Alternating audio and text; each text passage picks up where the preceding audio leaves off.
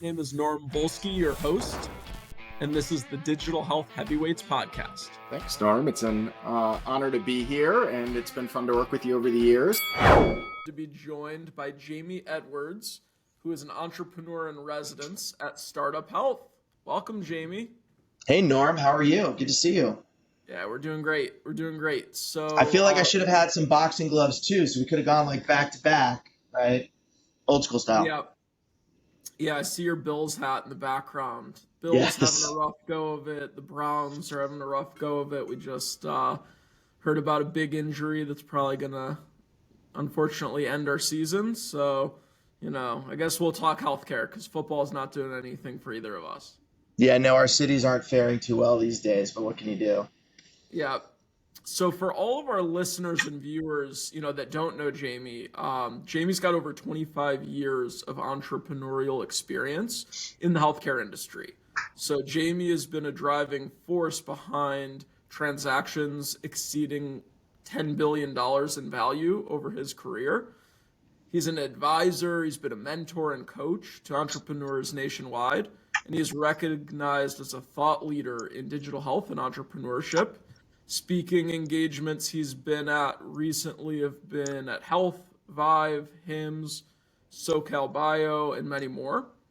Jamey's entrepreneurial journey includes co-founding and leading impacting companies, including Emergent Medical Associates, Pacific HealthWorks, Language Access Network, and the recently merged Cloudbreak Health, which went public via a SPAC and was in a groundbreaking $1.4 billion transaction.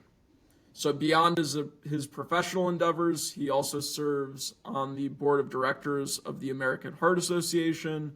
He's very involved in pinksocks.life, which he handed me a pair of those socks at Health this year. I still wear them. And he's also in the Partners in Care Foundation. So really happy to have Jamey on, and thank you for joining us. Norm, it's great to be here. I appreciate you guys being on the vanguard of having important discussions that are moving healthcare forward. So happy to be here to discuss it with you today. Yeah, so on this episode, we really want to dive into your healthcare journey. Tell us a little bit about Emergent Medical Associates, how you led EMA's expansion into California, treating over 1 million patients annually. Yeah, so EMA was a company that was originally founded by my uncle. And I had kind of grown up in a family of doctors. My sister was a doctor, brother-in-law's a doctor, aunts and uncles on both sides are doctors. And, I focused on business. So a little bit of the black sheep from that standpoint. I realized very early on in biology class when I had to cut into that frog that, maybe that wasn't for me. EMA was a company that was originally founded back in 1991. And my uncle had felt like he could build a better ER group. And for a long time, he had hovered around, 3 or 4 groups, managing, ERs at those various sites. And, I was working at Lehman Brothers at the time and started doing some consulting with him. And I moved him out of his home office to a real office. And I started legitimizing his operations. And I built one of the first, merit-based productivity systems for physicians in the country, for his group, and joined the group in 2006 and then proceeded to grow it significantly from 12 million to 175 million in revenue over the course of the next kind of 9-10 years. Really cut my teeth on the provider side of healthcare from that perspective. And we were very, very focused on creating a leading group that competed against the big groups across the country who are MCare and Envision, which was owned by Envision, and Team Health, and just these great multi-specialty groups that were out there. And we were very successful in competing on quality, efficiency, and helping hospitals build more accessible services for patients in their community. And so we took this hyper-local group and we scaled the experience of being hyper-local now across a whole region, across the Southwest. So it was an incredibly great experience. And I think one of the things that I really learned from it was, we really put our providers first and realized that the best way to take care of patients was to take care of the people who took care of them, if you will. So if you could follow that, right, that's really was the goal of the group. I'm pretty sure that's Richard Branson's saying. Like, if you want your customers to be taken care of, take care of your employees, who will then take care of your customers. I might Yeah. be attributing that to the wrong entrepreneur, but I'm pretty sure it was Richard Branson. And, I think it's a good way to think about things. So, how did building EMA's physical locations and helping patients in person help you build the foundation when you decided to move into telemedicine at Cloudbreak? Yeah, look, it's a really good question. The fact of the matter is that being on the front lines of healthcare, I got to see a lot of issues firsthand. And in fact, when I was at EMA, we had a shadowing program where people from the office would go work side by side with the doctors in the emergency departments so they could actually understand that experience and internalize it. And it made them better employees in the back office as well. So we just had this natural understanding of the landscape and the issues that all of the stakeholders really throughout the healthcare ecosystem were dealing with. And there were a ton of challenges out there, physician burnout, shortage of physicians across the country, complexity of the system, all those different things. And so we took all the learnings from working at EMA and embedded them, all that frontline knowledge into Cloudbreak, and we made it a healthcare company first. So Cloudbreak had a predecessor company called the Language Access Network. I think we'll get into that journey in a little bit. But when we took a look at that business, it was a language services business, and we said, no, it really needs to be a healthcare business first. And I think that in-person experience at EMA also helped me connect to our mission in a much bigger way. I think a lot of tech CEOs understand technology and think like, hey, Norm, wouldn't it be cool if we deployed this technology against XYZ patient problem? But the real difference happens in patients and providers' lives when you can actually see that change happening. It's totally game changing for you as a founder. So it drives how you want people to use your platform, how you're going to scale that platform, and more broadly, how you can impact as many people to benefit from it as possible. So that for us was a big driver. And I think one of the other things I saw in my EMA experience that I could apply in the Cloudbreak experience is that communication was the number one diagnostic tool a patient had, a doctor had, not testing. So when you're treating that patient, like understanding their history of present illness, understanding their family history. If you take a look at a patient chart, it's really communication-driven questions. So that was a big driver, I think. And we realized that in hospitals, when patients couldn't communicate, they were more likely to suffer harm. They're more likely to suffer adverse events and poor patient experiences. And so all of that I learned at EMA and then deployed at Cloudbreak. I'm laughing slightly because when I was in my early 20s, I went to Europe and I got a really bad sickness of food poisoning. Yep. So I happened to get sick and went to a hospital in East Berlin. And unfortunately, they did not speak English. They spoke German and they spoke Russian. So when I went in there, I was really struggling to communicate. I was very dehydrated. Finally, they got me an IV, and that was the start of my journey back to health. But the first meal they served me, I was still too sick, so I couldn't eat it. I was just right. like, eh. So then after that, they just stopped feeding me meals. They thought I was like on a hunger strike. So I told them like, I'm hungry. They wouldn't give me anything. So every time I had to eat for those 3 days, I had to rip out my IV, put my clothes on, walk to a restaurant, pay for it, eat it, bring it back. And they'd be like, what happened to the IV? And then, it was just a hard time. Yeah, I mean, look, communication, I think, across cultures, across languages, one of the most powerful tools we could possibly have. And I think, your experience you're probably like, I'm the only person this is happening to, but you're not. It happens millions of times across the United States and every other country. And I think you kind of saw how scary that experience could be. You're in a hospital, people are running around, they're talking, you don't know what's happening to you. It's anxiety provoking for you. There's also anxiety provoking for the physician and the clinical team because they're like, how do we handle this patient? So communication is how you handle it. And, that was the genesis of the Cloudbreak solution. Yeah. So walk us through the experience of founding Cloudbreak Health. Yeah. So Cloudbreak was founded off the back of a predecessor company called the Language Access Network. I mentioned that before. Mm-hmm. LAN really pioneered video medical interpreting, or bringing an interpreter to the point of care in a healthcare environment over a telemedicine platform. So what ended up happening was when I was at EMA, I acquired the assets of LAN with the company's original co-founder, Andy Panos. And we and the team at EMA built it into a business that became Cloudbreak Health, which we repositioned not just as a language services company, as I spoke to before, but really as a health equity solutions business. And we were doing this, Norm, at a point in time where no one was talking about health equity in the market. And over the course of building Cloudbreak, we expanded it to over 2,000 healthcare venues nationwide, millions of monthly minutes of telemedicine consultation. And when it came down to it, one of the things we spent a lot of time really thinking about was our mission. And, Norm, to me, if you've read one healthcare mission, you've read them all, right? It's like, we want to be in the business of providing compassionate care to blank, blank, blank, blank, blank. Most health systems' missions sound very similar.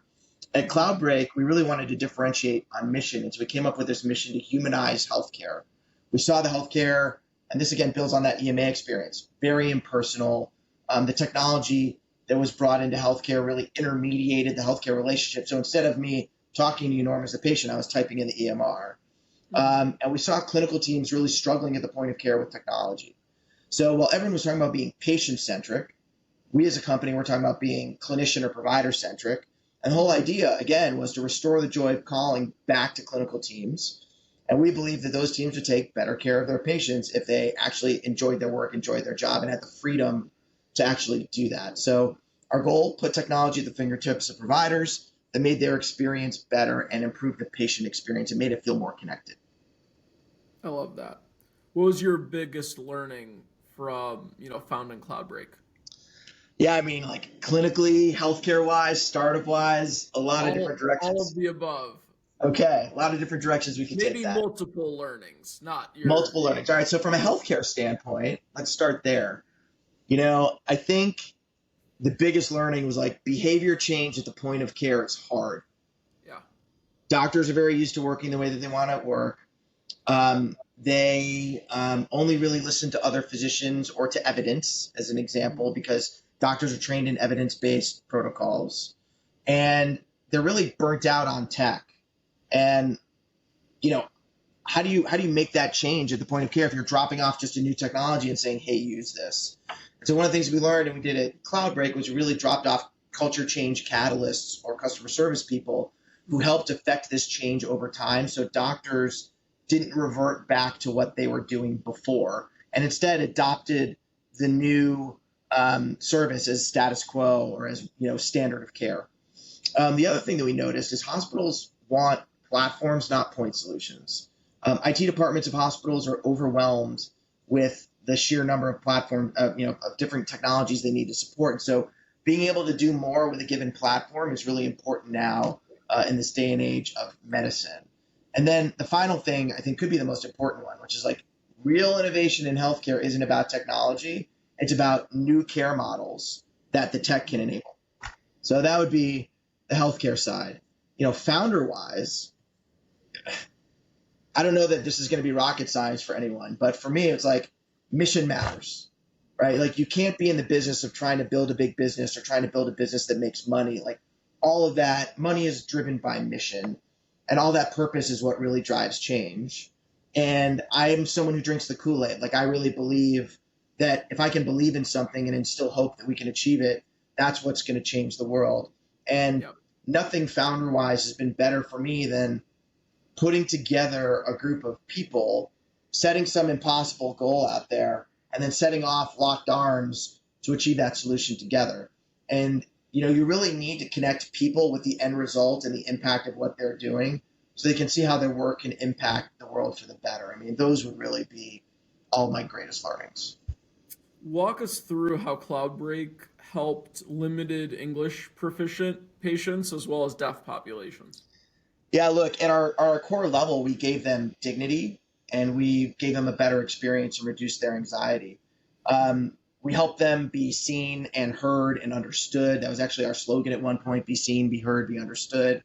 And we humanized them. In a time where physician burnout has become a national crisis, the number one symptom of that burnout is really treating patients like an object instead of like a person. So how do you treat that patient more like a person? Well, you understand their story and you're able to communicate with them. And that's, the biggest driver you could possibly have in humanizing a patient at the point of care. And one of the things that people don't talk about, and this goes to our provider centricity as well back in the day, was that the same could be said for doctors. Patients treated them like a consumable that they were entitled to instead of like a person. And imagine, like, Norm, this has all happened to us, right? We walk into a doctor's office and we go in and we're like, I can't believe they're keeping me waiting. My appointment was at 1 and it's 1:20. But what if we knew that that doctor was late because they were providing a patient who just got a terminal cancer diagnosis with more time to have their questions asked and answered? Wouldn't we be more understanding of that situation and more understanding of the doctor when he walked into our room and he was looking a little down, or, just not the normal doctor that we're used to seeing? So that understanding, that empathy, to me, is what this communication is all about. And, for us, that's what we gave to people. We gave them the ability to, like, have their story told, have empathy at the point of care for both patient and provider. What platforms did Cloudbreak integrate with, and how did that improve access to care?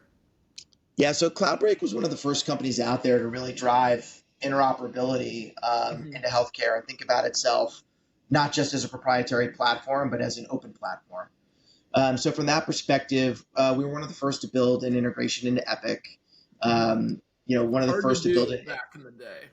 Hard to do back in the day. And the only way you get that done is really by having one of Epic's customers champion it. So UCSD and San Diego championed that for Cloudbreak and really made it happen. And the UCSD technology team deserves a lot of credit for helping activate that for us. Zoom, we were one of the first people to build an integration into Zoom and BlueJeans. So one of the things that happened, clearly it became more evident during COVID, was that a lot of care was happening outside of the hospital. And so having interoperability into those platforms was critical. And obviously from a data standpoint, and being able to report effectively on, your engagement, the ROI and your encounters, all those different types of things, and just patient compliance, having the information and the data from the EMRs was crucial as well. So that was really how Cloudbreak did it. It was not just, thinking about it from a data standpoint, but also thinking about it from a video and a workflow standpoint. And walk us through some of your early partnerships. You said UCSD was a big one. What are some of the other first early adopters? Yeah, interestingly enough, we had a fair number of academic healthcare systems who were early on the curve. And typically people think about academic healthcare systems as being difficult to work with. But if you have the right, champion and the right solution to address a major challenge that they have, they're sometimes some of the first people to lean in, also because they have some budget to be able to, throw at some of these problems. And they like the ability to be on the cutting edge and to do a study that says, hey, we've implemented this and here's how this has impacted care. So UCSD was an early one. The Ohio State University Medical Center was, I think, where I went to school. There you go. They were language access networks, Cloudbreak predecessors companies like first client, because language access network was founded in Columbus. So that sense of locale and place was critical there. But we also were able to sign some great commercial partnerships with hospitals like Ascension, with health systems like that, with health systems like Providence. And there was a lot of benefit early on to working with these innovative systems and helping them almost think about it like a co-development standpoint. Like, yes, here's our solution, but hey, do you want to give feedback on our product roadmap so that you can help guide where this product goes in the future? And I think that was part of what made Cloudbreak really successful, was that collaborative strategy early on. Can you walk us through what it was like getting acquired by UpHealth, and what was that like for your team and you individually? Yeah, look, I think those experiences are always great from a business standpoint, and they look awesome from the outside. But just like anything else, they're really, really challenging. And we navigated the sales process, merged into UpHealth. I stayed for my transition period and then moved on. But the fact of the matter is, it was a great way to celebrate the success of what we had created at Cloudbreak. And there was a great big vision of what Cloudbreak could be as part of UpHealth. And that's really what we bought into, was the fact that, UpHealth was a 6-way company merger at a point in time in which SPACs were very hot. And so the SPAC market at that time was really, really exciting. And, hindsight being 2020, it's, you look at, the situation and how it ended up.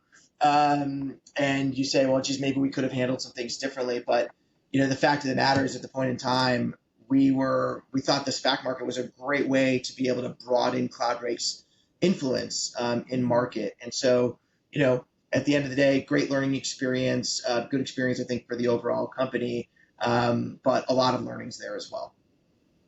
So I'm looking at your background. Don't give up the ship. Is that like a lifelong motto? Is that something new? Just kind of walk me through that. I think entrepreneurs usually have like an ethos.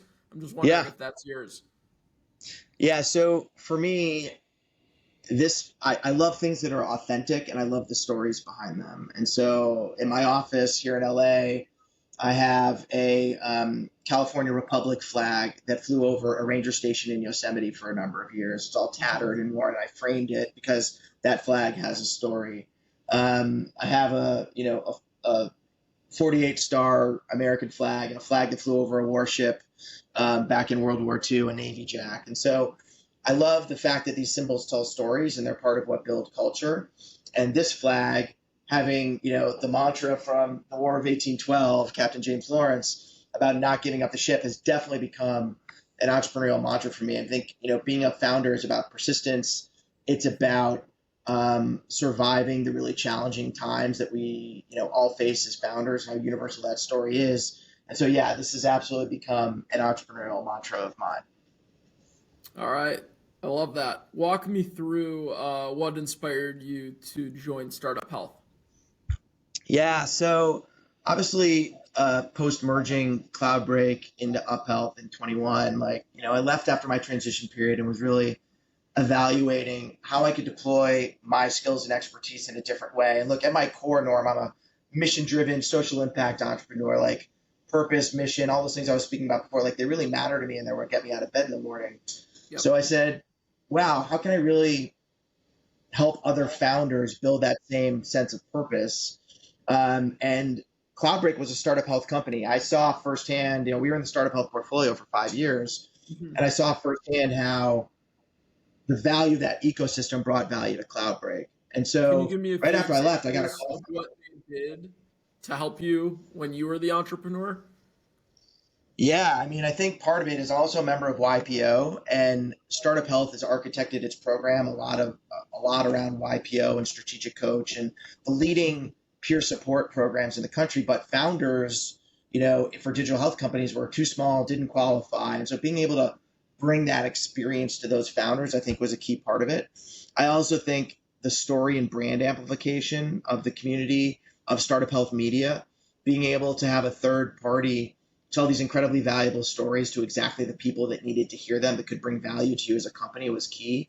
But the most important part was the community. I remember being on the outside of the Startup Health Festival, which was thrown in concert with the JP Morgan Healthcare Conference up in San Francisco, and being like, I want to be a part of that. They had amazing speakers, amazing connectivity with VCs, and amazing connectivity with the other founders and the learning that you can have from those other founders. So we ended up joining, and we just had a tremendous amount I could actually point to the fact that Startup Health probably added $10+ million of equity value to the company over the time that I was there, just through introductions that were made, or stories that were told, or the opportunity for me to get up on stage and tell our story at the Startup Health Festival, or participate, and now in HLTH and Vive conferences like that through the Startup Health portfolio and lens. It's really just been tremendously valuable. So for me, incredible. I was approached by Steve and Unity to say, they said, hey, why don't you come in and lead portfolio for us? And I'm like, wow, that's a really great way for me to leverage all of my 25+ years of experience for the benefit of these founders. Yeah, walk me through what you're able to do for founders now that you're a part of Startup Health. Yeah, so Startup Health has created something called Health Transformer University. The whole goal of the university has been architected around a health transformer hierarchy of needs. So we kind of ripped a page from Maslow and said, hey, if people have needs, our founders have needs, what are those needs? And so it's centered around things like mission and mindset being at the core of that pyramid, moving towards things like, impact, raising capital, like having, that fuel to finance your business, brand and storytelling, all those different things that we think build a whole founder. And so we built a program around it, and we deploy that program through coaching. So through things like master classes where we bring in external people to coach our founders, through office hours where founders like me with 20 plus years of experience, can, coach the founders on various issues, and they can troubleshoot something very specifically. And then we have peer circles, which are modeled after YPO Forum. And the idea behind the peer circle is really an opportunity to work on your business, not in your business, to take a step back on a monthly basis, be strategic, and to then get feedback, not just from us, but from other founders. And being a part of that community and understanding that you're not alone is a key part of that value prop. Mm-hmm. Yeah, that is very important for a founder to know, because it can be lonely at the top if you don't have those peer support folks in your network. Absolutely. With over 300 portfolio companies and nearly 1,000 health transformers, what unique challenges arise when you're helping such a wide variety of different companies and people? Yeah, it's interesting. You might think that with that many companies, like everyone's got a different problem, right? You're at different stages. Mm-hmm. You're different founders with different lived experience, different life stories, and all these companies have different missions.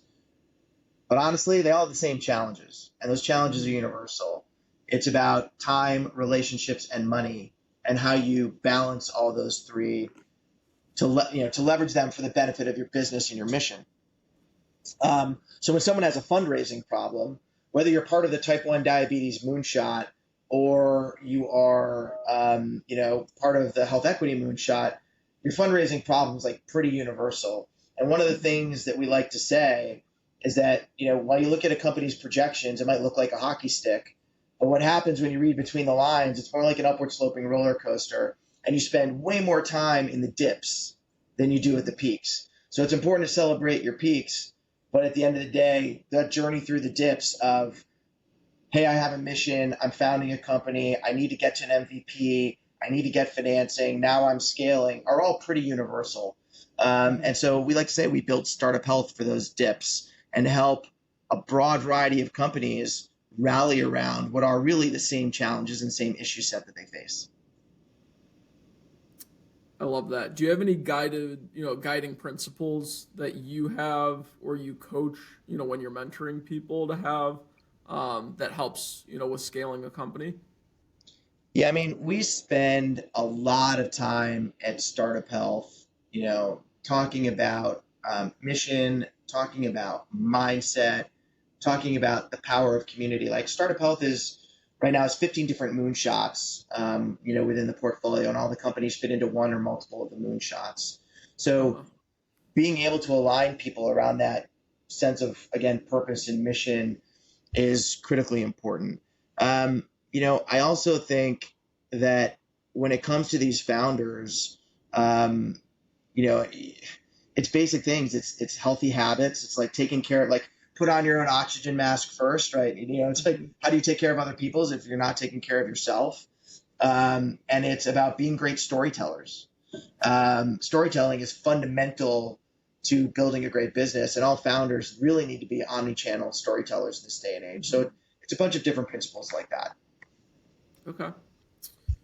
Throughout the last 6 years, you've had a front row seat to hundreds of incredible startups. What trends do you tend to see with ones that are successful and ones that aren't? So, look, I think the environment has changed so much in the last few years, and it's been so volatile. We went through this stage where digital health financing was growing, and then we had COVID, and now we're back down to kind of pre-COVID levels in the digital financing market. So companies at one point in their gestation in digital health, it was like growth at all costs.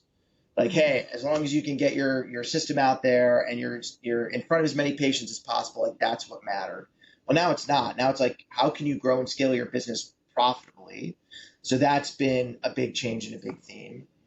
I think witnessing this at StartUp Health and doing a little bit of it when I was at Cloudbreak, but co-developing with your potential customers and taking a really collaborative approach to your go-to market is another major theme that we've noticed, or that I've noticed.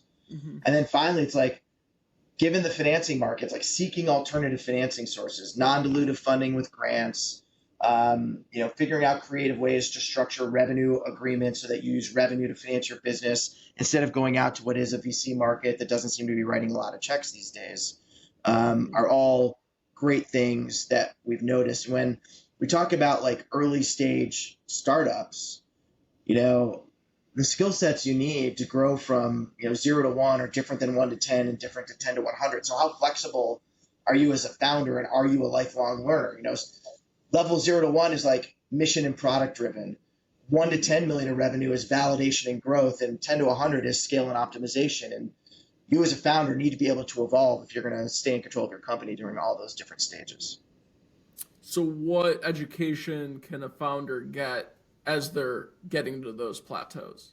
Yeah, look, being a part of something like StartUp Health, StartUp Health separates itself from a Techstars or a Y Combinator in that, those programs are 12-week programs, and the light shines very bright during those programs, where they're hugely valuable to like launch a company into more formal operations.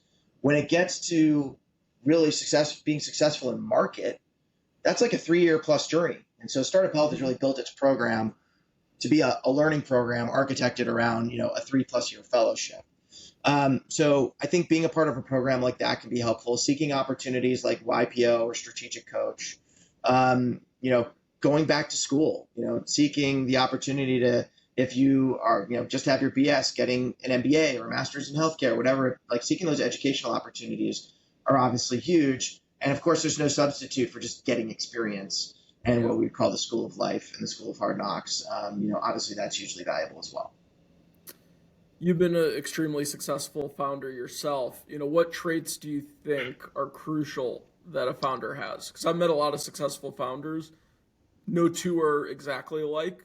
Yeah. Some are very different than others that are ultra successful. But what traits do you think are must-haves? Yeah, Norm. I think it's so different by situation.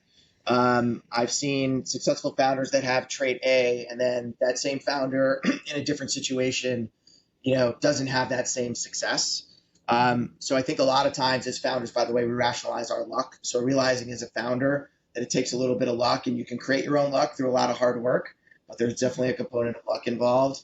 But if you're trying to really control what I would say the controllables are, it's like, do you have lived experience and a true desire to solve the problem that you're designing your company around, or are you trying to you see an opportunity, you're going after an opportunity? Those are two very different things. And I think the companies that have founders with lived experience and a real passion to solve that problem versus just building a big company or saying, I want to, be in and out of this in 3 to 5 years.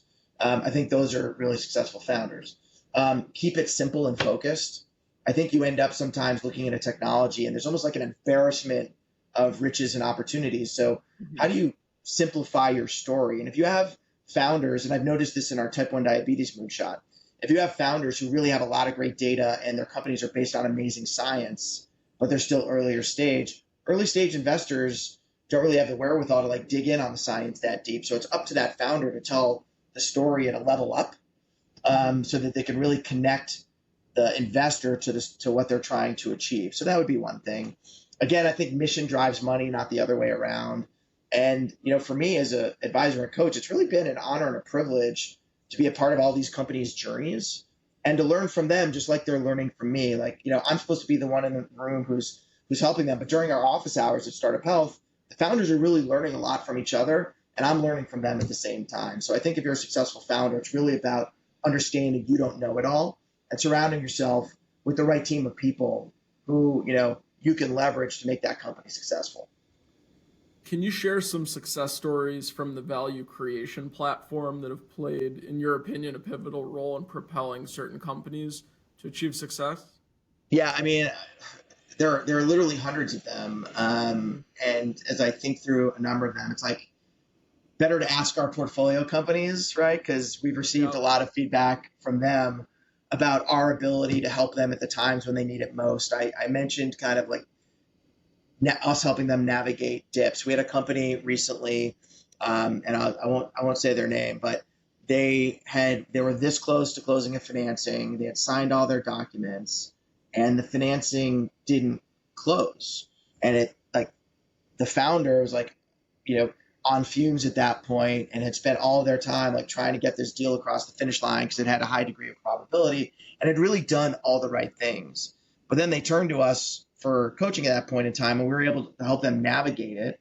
And eventually, at a time where they were feeling like the utmost despair, like we really view our job at StartUp Health as like turning that despair into an opportunity, right? Realizing that when you're at the bottom, there's a path forward.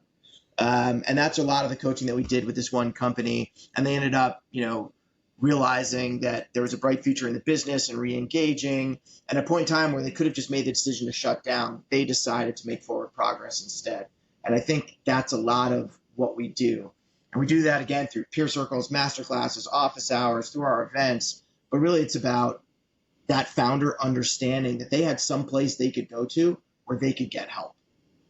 What advice would you give founders who are currently trying to raise money in these very, unique conditions?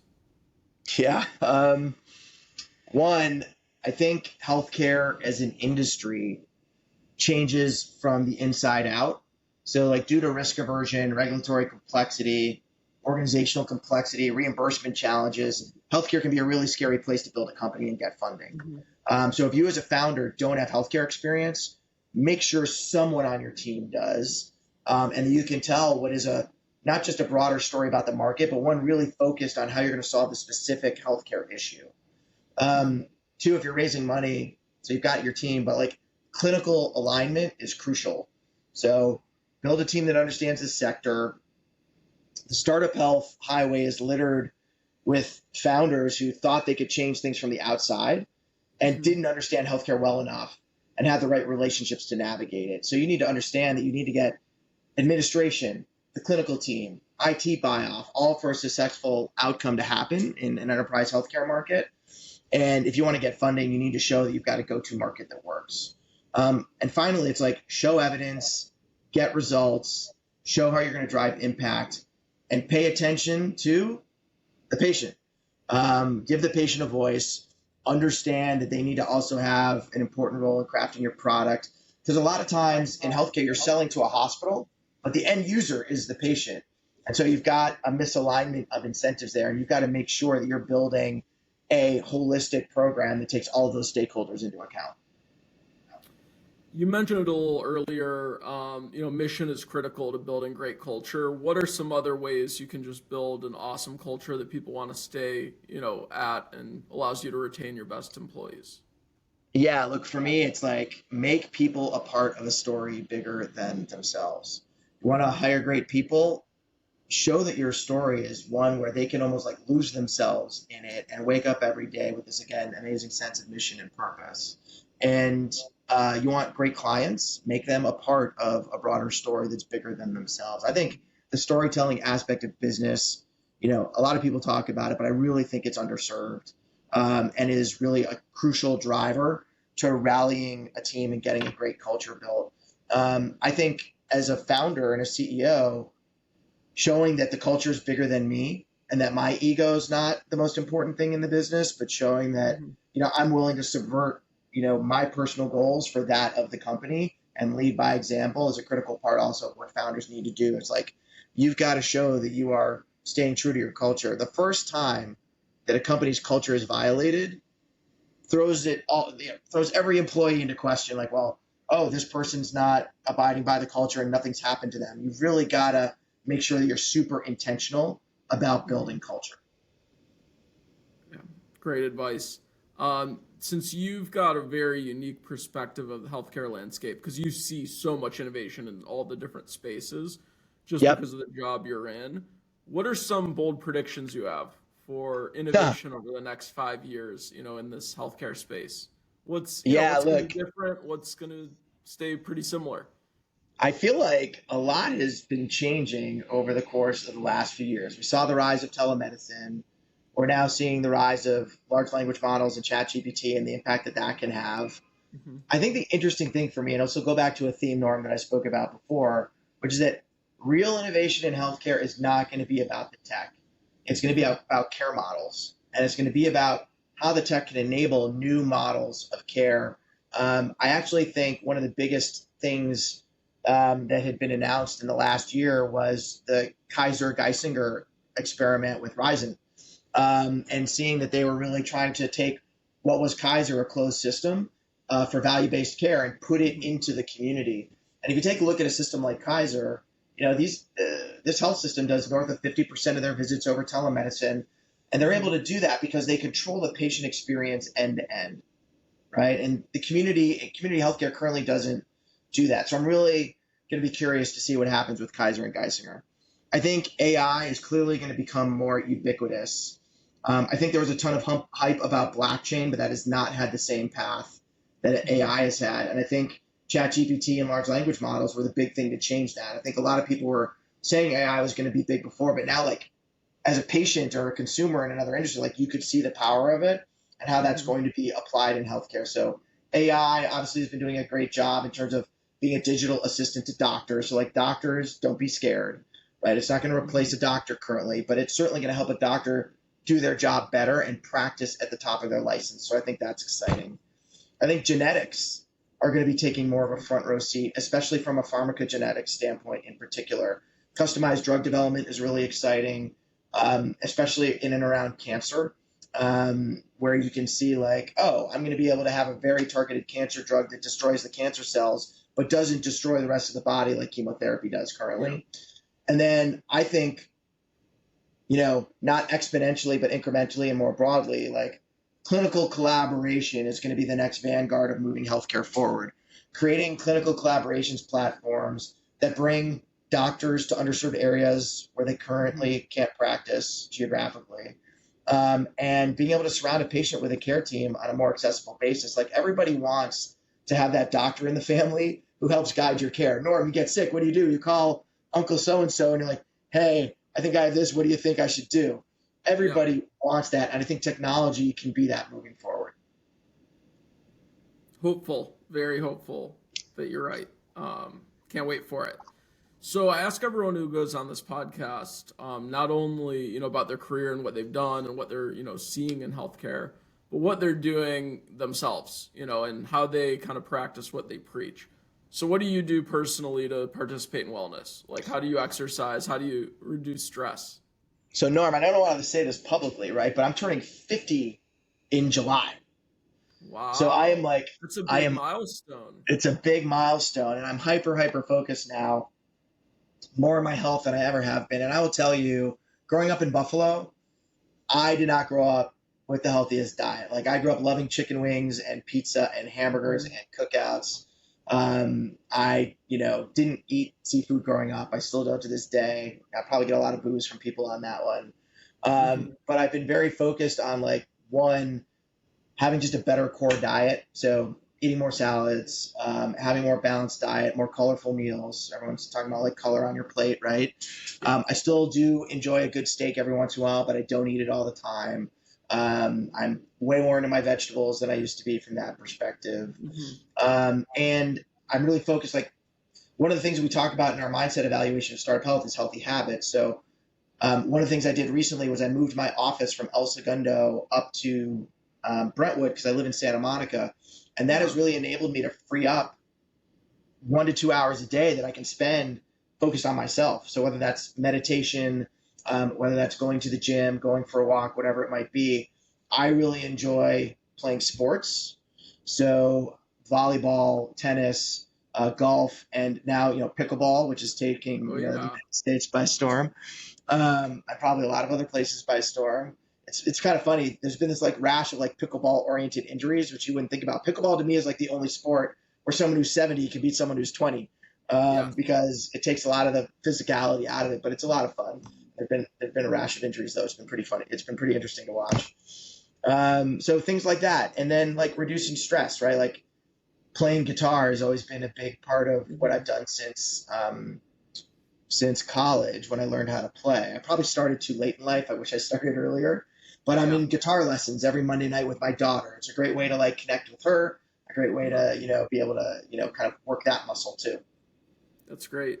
Any healthy recipes you're making at home that are popular with the family? Yeah, so this is almost like also the question for me, like, what most people don't know about me. So growing up, my first job was washing dishes, right? It was I was 15, was a great job. It taught me a lot of different things, but I worked my way up through the kitchen. So I went from washing dishes to making salads to being on the pizza oven to being on the grill to garnishing the plates to, so I did this in an Italian restaurant. So Mediterranean diet has always been a big part of, what my skill set is whenever I cook at home. Like when I cook at home, I cook Italian. Yeah. Understand like chicken marsala is probably my go-to dish, right? Paired with some garlic roasted broccoli and cauliflower, just made with a little bit of olive oil, like nothing too complex, not a lot of butter, anything like that. I also enjoy a good green juice, although I do like intermittent fast now as well, so I don't eat anything until noon. But that's typically when I'll dive in. So it's things like that I try and do to stay healthy. All right. Well, thank you very much. Love your career journey. Really appreciate you walking us through your journey and how that journey and you going through it has now been able to allow you to be a mentor and help others. And again, Jamey, thank you for joining us on the Digital Health Heavyweights podcast. And we're excited to follow the rest of your career and appreciate you spending some time with us. Yeah, Norm, really grateful for the opportunity. If people want to get in touch with me, they can follow me on Twitter at Jamey Edwards, on Instagram at Jamey Edwards, or just sync up with me on LinkedIn. I do believe in thought leadership on social media and being able to keep people informed on what's happening in the industry. So look forward to connecting with people. All right. That sounds great. Thank you so much. All right. Thanks, Norm.